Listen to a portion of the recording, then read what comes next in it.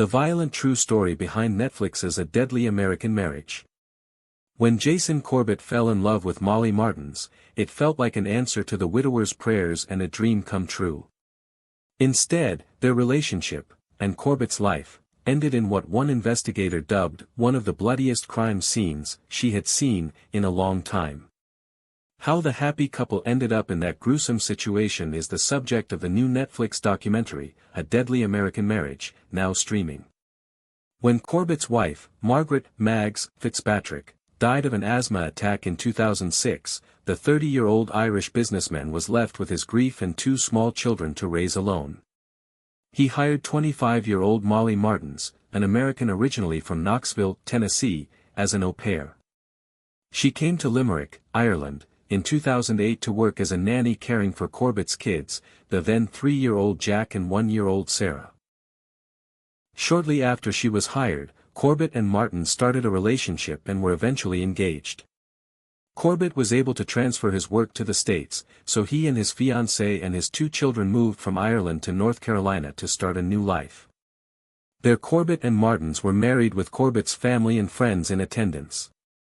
It was in North Carolina that Corbett's life ended a few years later, on August 2, 2015. What happened that night?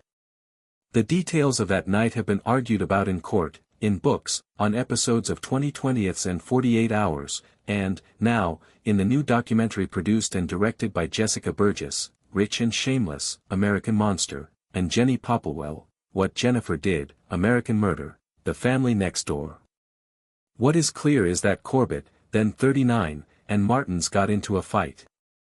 Martens claims that the two fought often and that Corbett could be violent. However, it has not been proven either way whether that claim was true or a defense strategy.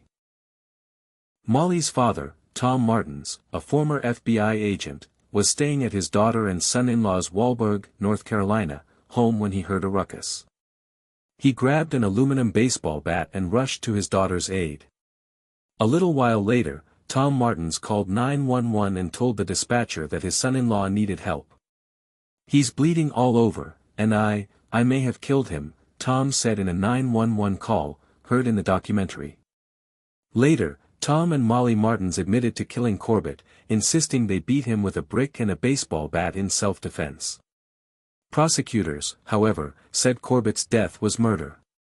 According to transcripts of police interviews shared by CBS, Tom Martens claimed that when he and his wife arrived at their daughter's house that evening, Corbett was drunk.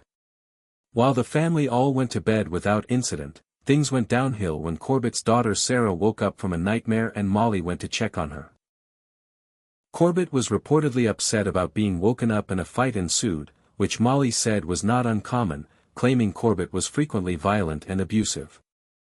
Molly claims Corbett was choking her and she was scared for her life. When her father arrived on the scene, Corbett turned on him. She claims that her father fell during the scuffle and when Corbett reportedly went after him, she grabbed a brick that happened to be on her nightstand and hit him on the head.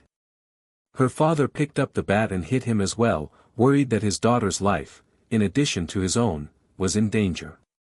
The district attorney on the case said the autopsy report was horrific, noting the force required to cause the kind of injuries the coroner found. Corbett's sister was later told by police that her brother suffered at least a dozen blows to the head, per CBS News.